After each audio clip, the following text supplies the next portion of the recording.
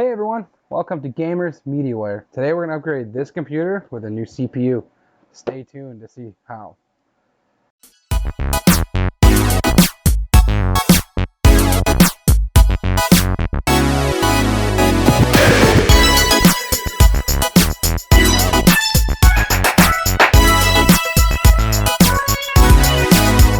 Alright, so this guy here's got a 1300X Ryzen 3 CPU in it. Now that's only a quad-core 4-thread CPU, but it plays most of your modern games. Quad cores in general will play most modern games.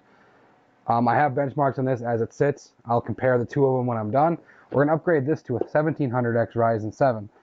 Right now with Black Friday sales coming up, I got this guy for $140.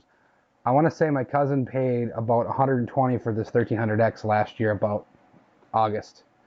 So in a year's time, a new gen comes out. That's the difference in price, which is crazy. So if you're looking at buying one of these, this is going to be a good representation of the difference from the quad core to the 8 core and so on and so forth.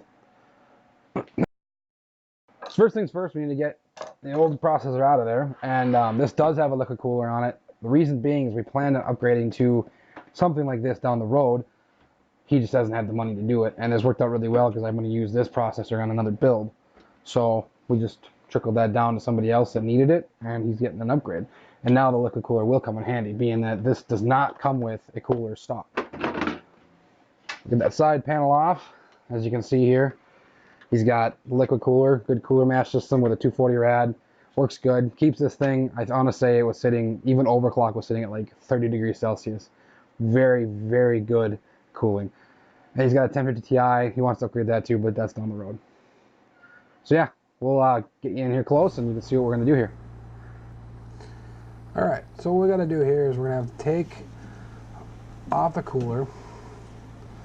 And it's pretty much as easy as just loosening some thumb screws that have little clip on to the stock cooler.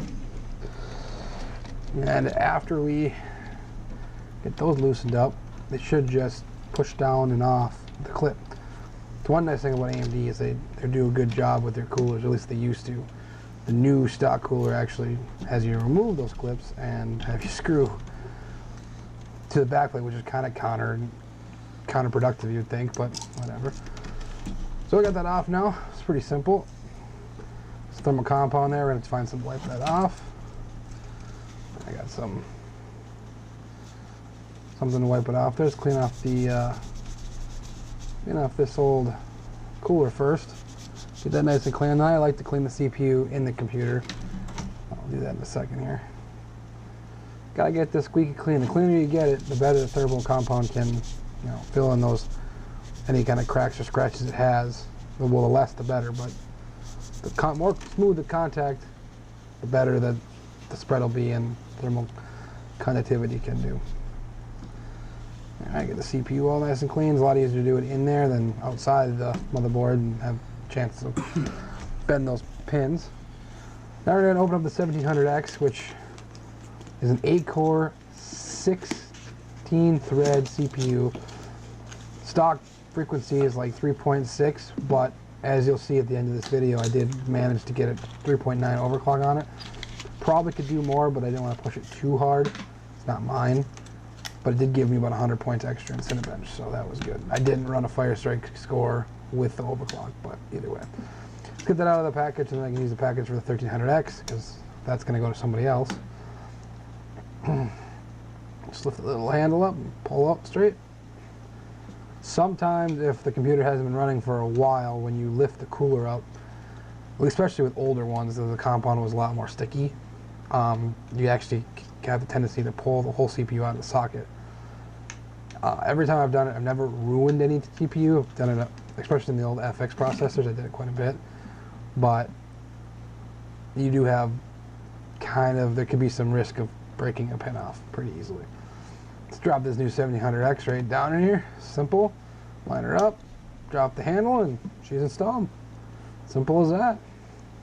Now I'll go ahead and put some new thermal compound on, which this is some of my favorite stuff. Just a right size bead of it, perfect. Try to get as center as possible. That when you put the cooler down, it'll flatten out and spread Pretty decent. Now, as much as I like this cooler design, it can be a little tricky to get those pins lined up. Once you get them all lined up, real simple like, and just get my fat fingers down in there and twist those little thumb screws so they start to tighten up on me. This Cooler Masters design is pretty good. I like the lever action of the old coolers and then the RGB new coolers. It really makes it simple. You just gotta line them up and just snap that lever. But this works too. All right, that's it. She's in. Simple as that. Just gonna check her here, make sure everything's tight.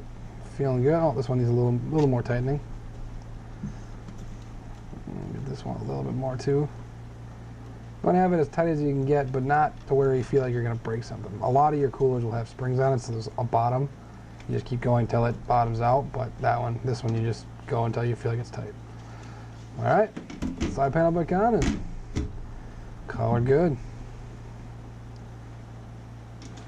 Yeah, that's as easy as it is to upgrade a CPU, especially to the same series motherboard. We updated all the BIOS before that, so that way we know this will work with it. And this is a B350 board, so no matter what, the first gen Ryzen should all just plop in there and work. But either way, so we'll run the benchmarks on this new system now, or the upgraded system, and we'll put them at the end of the video, compare the difference. Thanks everyone, hit that like, subscribe, and thanks for watching.